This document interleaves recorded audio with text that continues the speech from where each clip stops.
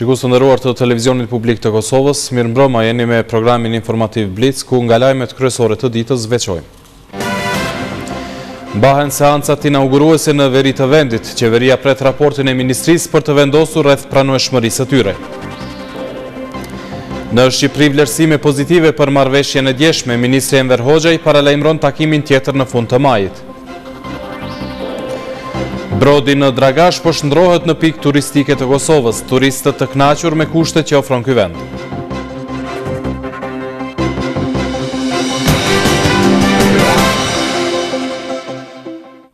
Asamblistët e zgjedhur të kuvendeve komunale të 4 komunave serbe në veri mbrëmë kanë bërë betimin, por vlefshmëria e këtij procesi ende nuk është bërë nga qeveria e Kosovës. Zëvendës kryeministre e Kosovës Edita Tahiri premton zgjidhje të situatës sipas ligjeve të Kosovës. Qeveria e Kosovës është duke vlerësuar ligjshmërinë e seancave inauguruese në 4 komunat veriore që janë mbajtur të shtunën në mesnatë. Zëvendës kryeministri e Kosovës Edita Tahiri i ka thënë RTK-s se pasi të analizohet të gjithë rrjedha e procesit, do të vendoset për pranueshmërinë e tyre. E nëse del që procesi nuk ka qenë në pajtim me ligjet e Kosovës, Tahiri është përgjigjur se situata do të zgjidhet sipas kushtetutës dhe ligjit për veçqeverisje lokale. Ministria e Administrimit të Pushtetit Lokal ka marrë pjesë sipas detyrës zyrtare në pajtim me ligjin për veçqeverisje lokale në monitorimin e këtij procesi me zyrtarët përkatës që fizikisht kanë qenë të pranishëm në këto komuna ku janë mbajtur seancat inauguruese. Tani kjo ministri është duke punuar në përgatitjen e raporteve të monitorimit dhe në pajtim me afatet ligjore do ta informoj qeverinë e Kosovës dhe do t'i bëj të ditura për opinionin rezultatet e këtij procesi.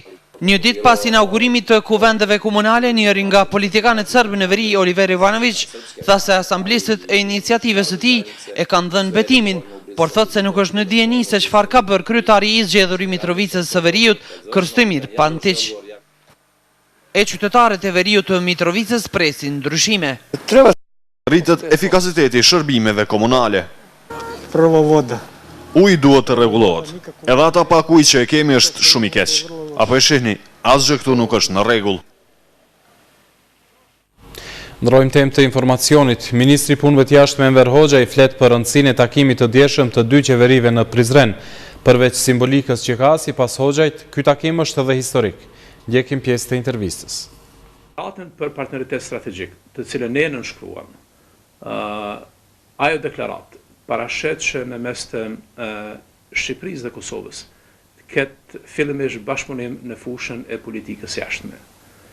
Duke pas parasysh procesin e njohjes, procesin e antarësimit e Kosovës në organizatat të ndryshme rajonale, evropiane dhe megjër, si dhe të ketë bashkëpunim që Kosova dhe Shqipëria të kenë një treg të integruar, që të kenë strategjit përbashkëta për zhvillim ekonomik, strategjit përbashkëta për modernizimin e infrastrukturës, për modernizimin e telekomunikacionit, si dhe strategjit përbashkëta për aspektin e zhvillimit të arsimit parauniversitar, ne jemi të shqetësuar me pozitën diskriminuese të komunitetit shqiptar që jeton në Luginë dhe Prishtinë.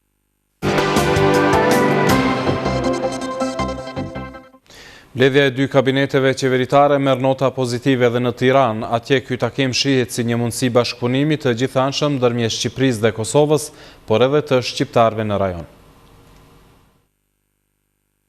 Në vlerësimin e qytetarëve të thjeshtë, mbledhja e përbashkët të dy qeverive në Prizrenin e lidhjes shqiptare nuk përbën thjesht një akt simbolik. Vetë ngjarja si e tillë në kontekstin kohor dimensionohet qartësisht drejt synimeve përbashkuese të së ardhmes europiane të kombit shqiptar.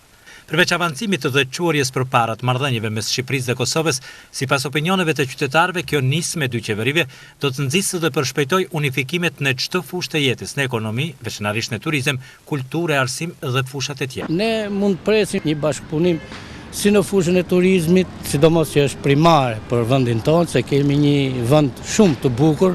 Është shumë mirë sepse gjithë shqiptarët duhet të jenë bashkuar, kudo që janë dhe kudo që ndodhen. Mbledhja e parë përbashkët e qeverive të Shqipërisë dhe Kosovës është parë dhe vlerësuar me pozitivitet edhe nga ish kryeministri Sali Berisha. Ai në portalin e tij social ka përshëndetur këtë akt si një mundësi bashkëpunimit të gjithanshëm ndër shqiptar, që sipas tij përbën një interes jetik për shqiptarët edhe në kuadër të bashkëpunimit në rajonin tonë. Ndërsa kreu i Partisë Çame për Drejtësi dhe Unitet Shpëtim Idrizi ka kërkuar që kjo nismë të institucionalizohet sipas modeleve të vendeve të Bashkimit Evropian nëpërmjet takimeve periodike të zyrtarëve më të lartë të Kosovës dhe Shqipërisë. Sipas tij, një kombi fort shqiptar mund ta zgjidhë tërësisht çështjen Çame. Qytetarët shqiptar në luginën e Preshevës po ballafaqohen me pasivizimin e vendqëndrimit. Këshilli Kombëtar i Luginës këto tendenca për ndërrimin artificial të strukturës së popullatës i konsideron të papranueshme dhe në kundërshtim me sistemin juridik të Serbisë.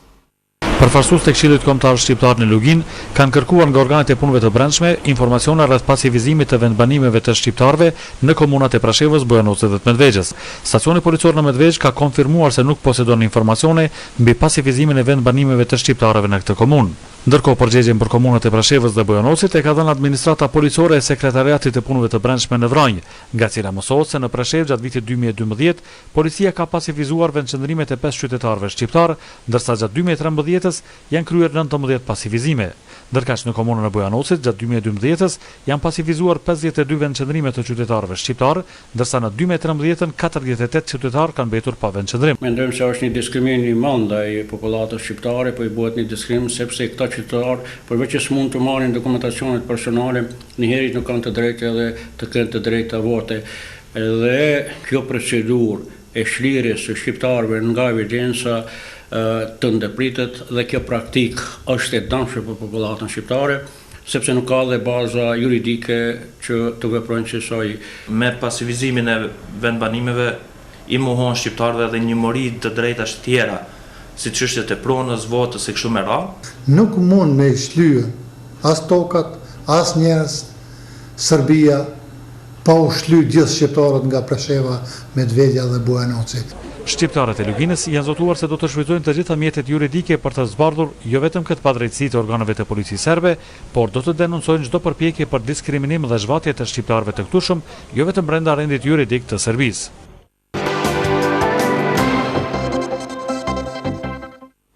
U kthehemi informacioneve nga vendi. Pika turistike në Brod të Dragashit në këto ditë të pazakonta sa u përket temperaturave ofron për turistët të shumtë nga vendi dhe rajoni dy stinë në të njëjtën kohë. Kanë udhëtuar nga Tirana për të njohur me këto bukuri të rralla natyrore që vetëm kanë dëgjuar për ta. Pamja prallore që hapet para syve të vizitorëve menjëherë sapo të lësh fshatin Brod, të tërheq brenda saj duke ndjekur panoramat më të bukura që të shfaqen në çdo hap. Gjithë kësaj bukurie i shtohet edhe ajo e lumit Brod, i cili prish qetësinë e këtyre anëve me gurgullimën e tij të butë, tek lëshohet poshtë duke përshkruar fshatin mes për mes.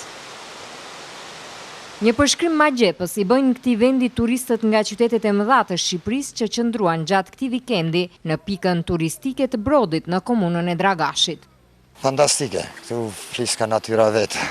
Çfarë mund të thuash më tepër? Një vend i mrekullueshëm. Kreativ, vajri pastër, panoramik, shumë bukur. Përveç mysafirëve nga jashtë Kosovës, në këtë hapësirë kaq të madhe dhe të bukur nuk mungojnë edhe ata vendorët. Është diçka, unë s'kam rrime po alo, kam dëgjuar që tash për këtë vend, sefte për herë të parë kam vizituar Brodin, ishte diçka fantazi, shumë ka pëlqyer, fëmijëve ju ka pëlqyer shumë. Këtë pikë të mrekullueshme turistike e pret një ardhmë edhe më e mirë, thot bashkëpronari i Restorant Argjena. Ndonse në nivelet e larta malore ende nuk ka borë, në këtë vend mbi 2000 metra mbi nivelin e detit mund të skijosh pa problem. Po tash për momentin si po shihni edhe vetë, jeni duke parë se këtu ekziston qendra skijimit, do të thotë është funksional ski lifti me gjatësi 1150 metra. Ka kushte skijimi, si po shihni edhe vetë ka borë, po nuk ka të mjaftueshme, po pritet këto ditë edhe ka rreshe të reja. Për të ngjitur deri tek pista e skijimit, është instaluar edhe ski lifti, i cili në çdo minutë ngjitet në 10 metra lartësi. Në këtë lartësi, turistëve shumë shpejt do t'ju ofrohet edhe pije dhe ushqim i shpejt nga skara. Në Brod të Dragashit është menduar edhe për sportin e alpinizmit. Shumë shpejt ata mund të ngjiten në lartësitë e dëshiruara në këto maja deri më tani të pashfrytëzueshme. Në patronatin e kryetarit të Kuvendit të Kosovës, në Fakultetin Filologjik në Prishtinë, u mbajt akademi përkujtimore kushtuar heronjve të Kosovës, Recep Malaj dhe Nuhi Berisha. E në kuadër të manifestimit Flaka e Janarit, akademi për këta heronj u mbajt edhe në Gjilan. Heronjtë e kombit Recep Malaj dhe Nuhi Berisha janë përkujtuar në 30 vjetorin e rënjes së tyre heroike. Kryeparlamentari Jakub Krasniqi, duke vlerësuar lart figurën e tyre, tha se gjaku i dëshmorëve solli lirinë dhe pavarësinë të cilën po e gëzojmë ne sot. Ndërkaq, për figurën e Recep Malaj dhe Nuhi Berisha foli edhe veprimtarja Adem Demaçi. Ai tha se një komb që ditë të çmoj gjakun e dëshmorëve, ardhmërinë e ka të sigurt. Ndërkaq, kryetari i Prishtinës, Shpend Ahmeti, tha se është shumë i rëndësishëm nderimi që po u bëhet këtyre dy veprimtarëve dhe mbetet përgjithësi të vazhdohet puna dhe ideali i tyre.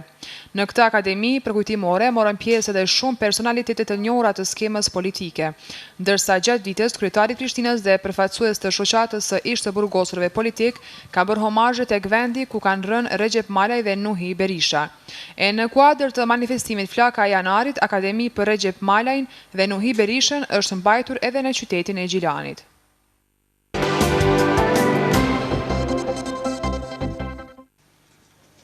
Policia e Kosovës ka arrestuar 16 persona dhe kanë sekuestruar disa armë të ftohta, narkotik, elektroshoke të tjera gjatë bastizjes që kanë bërë në disa lokale në Prishtinë, në rrugën Recep Luci dhe Fehmi Agani.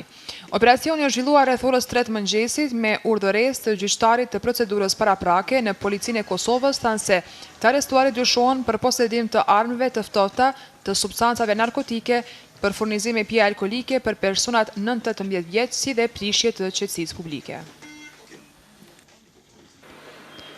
Rreth 2.5 milion euro është shuma e parave që do të mund t'i mbledh dogana e Kosovës në pikat kufitare të Veriut, Jarinj dhe Bërnjak, ka bërë të ditur drejtori Lulzim Rafuna. Në një konferencë për media, Rafuna tha se shkëmbimi elektronik me pika doganore të Serbisë po bëhet në kohë reale, sikurse në vendet përreth. E sipas marrëveshjes së Brukselit, ai tha se dogana bën zhdoganimin e mallrave në veri nga kompanitë që janë të regjistruar atje dhe ato mallra që kanë destinim veriun dhe konsumohen në atë pjesë. Sipas tij, bilanci tregtar vitin e kaluar tregoi ngritje të eksportit për 12%, ndërsa rënje të importit. E nga 1 qershori pritet të doganohen edhe telefonat mobil. Situata me fluturimet në aeroportin e Prishtinës është përmirësuar nga dita e djeshme. Fluturimet kanë vazhduar normalisht nga aeroporti ndërkombëtar Adem Jashari në të gjitha destinacionet e parapara përveç kompanisë Turkish Airlines, e cila ka shtyr pak orë fluturimin. Ndërsa sot koha e mirë dhe pa mjegull ka bërë që puna të vijojë normalisht. Por shumë qytetarë deklarojnë se vonesa e fluturimit i ka dëmtuar ata. Në anën tjetër, zyrtarë nga Divizioni Meteorologjik i aeroportit kanë theksuar se në ditët në vazhdim nuk pritet të ketë mjegull të dendur që do të shkaktonte ndërprerjen e fluturimeve. Përveç transportit ajror, mjegulla ka shkaktuar probleme edhe në trafikun ndërurban. Vozitësit e autobusëve thonë se kanë hasur në probleme për shkak të mjegullës së dendur dhe si pasojë ka pasur vonesa, por jo dhe mungesë të autobusëve. E udhëtarët ankohen se të dielave, edhe kur nuk ka mjegull, thonë se gjithmonë ka vonesa dhe mungesë të autobusëve, por një gjë të tillë e mohon shefi i ndrimit në stacionin autobusëve Hasim Zeneli.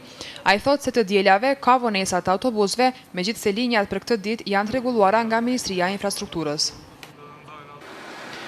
Probleme trafikun urban kanë edhe qytetarët në Pej, pasi që kompania e kontraktuar nga komuna për transportin urban e ka ndërprer punën me arsyetimin se humbjet janë të mëdha dhe se ajo nuk ka llogaritë mbaj vetëm 3 linjat brenda qytetit dhe 2 linja në 2 fshatra.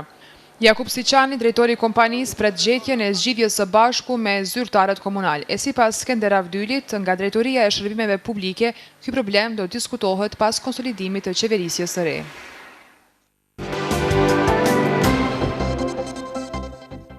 Në vazhdim ndjekim një blok me lajmet e fundit nga bota. Bashkësia ndërkombëtare dhe qeveria në Teheran kanë shpallur datën në të cilën do të hyjë në fuqi marrëveshja për programin bërthamor të Iranit. Sipas marrëveshjes, e cila do të fillon të zbatohet nga 20 janari, qeveria iraniane do t'i lejojë OKB-s qasje të plot në reaktorët dhe pjesë tjera të programit të saj bërthamor, në këmbim me lehtësimin e një numri të madh të sanksioneve ndërkombëtare. Presidenti Amerikan Obama ka përshëndetur fillimin e zbatimit të marrëveshjes dhe është kërcënuar me rikthimin e sanksioneve nëse palja iraniane bën çfarëdo shkelje. Slava Ukraini! Më shumë se 50.000 përkrahës të opozitës ukrainase janë tubuar në kryeqytetin Kiev për protestën më të madhe pro-evropiane të këtij viti. Opozitorët dhe përkrahasit e integrimit evropian kanë thënë se janë më se të lumtur me numrin e protestuesve, pasi që lëvizja për integrimin e Ukrainës kishte filluar të humbi inercionin. Ata gjithashtu përsëritën thirrjen për përkrahasit që të mos dorëzohen derisa kërkesat e tyre nuk përmbushën. Grupi miqtë e Sirisë, i përbërë prej vendeve perëndimore dhe atyre të lindjes së mesme, i ka bërë thirrje opozitës siriane që të paraqitet në negociatat e Gjenevës, të cilat pritet të mbahen me 22 janar, me një plan të përbashkët dhe kanë shtuar se situata në Siri mund të zgjidhet vetëm me diplomaci. Ndërkohë, nga Siria vijnë njoftime për fillimin e një sulmi të madh qeveritar kundër pozitave kryengritëse në Alepo, ku gjatë ditëve të kaluara u zhvilluan luftime të ashpra mes grupeve sekulare dhe islamike të kryengritësve.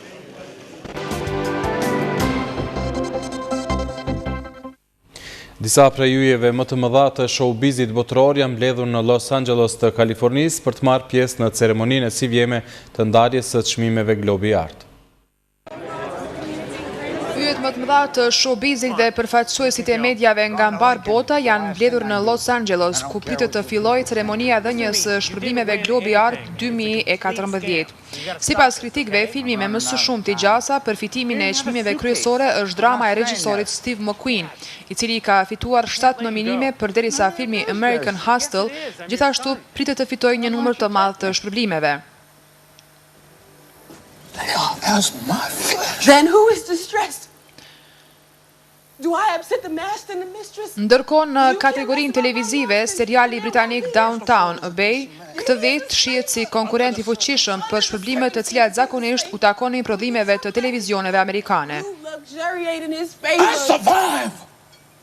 I will not fall into despair! I will offer up my talents to Master Ford. Festivali i Globit të Artë i nderon arritjet e ndryshme në film dhe në televizion dhe nga shumë kritik shihet si çmimi më prestigjioz në Amerikën e Veriut pas Oscarit. What are you? A 12-year-old girl? I mean, first love? Do you even remember who it was? Në një park turistik në King ka filluar ndërtimi një kopje të plotë anijes legjendare Titanic, e cila do t'u amundsoj vizitorëve për jetimin e kohës së fundosjes së saj. Parku turistik Roman DC, i cili gjendet në provincën kineze Sichuan, ka vendosur të ndërtojë një kopje të plotë të anijes legjendare Titanic, e cila sipas parashikimeve do të kushtojë rreth $165 milion. Përveç rikrijimit të anijes gjigande, pronarët e parkut gjithashtu dëshirojnë që kopjen identike të Titanikut ta vendosin mbi makineri gjigande, të cilat do të simulojnë lundrimin si dhe fundosjen e Titanikut për turistët që dëshirojnë të përjetojnë një gjë të tillë. Krerët e kompanisë kanë thënë se ekspertët nga mbar bota tani me kanë përfunduar përgatitjet për ndërtimin e teknologjisë, e cila do t'u jap vizitorëve të parkut rastin që të përjetojnë katastrofën më të njohur detare në botë, në të gjitha detajet e saj, por, siç thonë ata, pa rrezik për jetën e vizitorëve. Përfaqësuesit e Roman DC kanë thënë se besojnë që përkundër çmimit astronomik të projektit, ata besojnë që replika e Titanikut do të tregohet si një investim i shkëlqyer brenda 3 apo 4 viteve. Rreth 300 adhurues të notit në kushte ekstreme kanë marrë pjesë në garën tradicionale në Lumin Rin, e cila mbahet për çdo vit në qytetin e Düsseldorfit. Nuk i kanë ndaluar rreth 300 adhurues të notit në ujërat e ftofta që të marrin pjesë në garën tradicionale të notit në Lumin Rhin, e cila çdo janar mbahet në qytetin gjerman Düsseldorf. Kjo garë e gjatë 6 kilometra është mbajtur për herë të parë para afro 50 vjetësh dhe në fillim ka qenë e njohur si traditë lokale e antarëve të shoqatës së shpëtimtarëve të Düsseldorfit. Por me kalimin e kohës, noti në ujërat e ftohta të Rhinës ka filluar të tërheqë edhe pjesëmarrës nga pjesët e ndryshme të shoqërisë dhe tani sipas organizatorëve në të marrin pjesë njerëzit nga pjesët e ndryshme të Gjermanisë, pasi që sipas organizatorëve në këtë garë nuk është me rëndësi fitoria, por arritja në cak. Secili prej pjesëmarrësve që ka arritur ta përfundojë garën ka fituar një medalje. Nderuar shikues, këtu po e përfundojmë këtë edicion informativ në RTK1. Faleminderit për vëmendjen, natën e mirë.